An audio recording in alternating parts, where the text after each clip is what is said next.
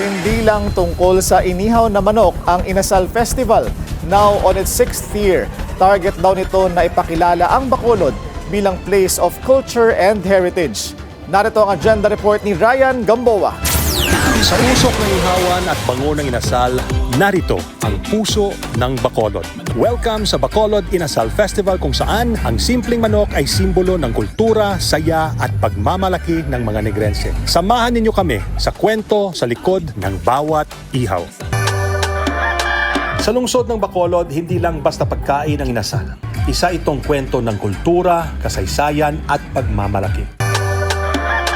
Sa bawat ihaw ng manok na pinapahiran astuwete at langis, bumabalik ang tradisyong matagal nang kinagigiliwan ng mga Negrense at mga bisita mula sa iba't ibang panig ng bansa at mundo.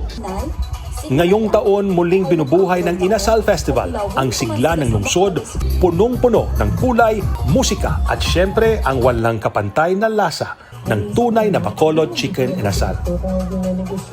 Libo-libong katao ang dumagsa upang makiisa sa selebrasyon, mula sa mga lokal ng negosyante hanggang sa mga turista na nais matikman ang isa sa pinakatanyag na pagkain ng Pilipinas. Ayon sa pamahalaang lungsod, malaki ang naitutulong ng ganitong pagdiriwang sa pagpapalakas ng turismo at pagbibigay kabuhayan sa mga Bacolodnon. Hindi lamang ito fiesta ng pagkain, ito rin ay pagdiriwang ng pagkakaisa at identity ng lungsod. Habang patuloy ang pag-ikot ng mga ihawan at ang halakhakan ng mga tao, mas lalong pinagtitibay ng Inasal Festival ang lugar ng Bacolod sa mapa ng mundo bilang tahanan ng isa sa pinakamasarap at pinakaminamahal na pagkain ng Pilipino. Sa huli, ang inasal ay hindi lang nilalasa. Ito ay pinagdiriwang, pinapahalagahan at ipinagmamalaki. Sa bawat kagat ng inasal, kwento ng tradisyon at pagkakaisa ang matitikman. Mula sa 2026, Bacolod Inasal Festival, Ryan Gamboa, Billionario News Channel, Bacolod.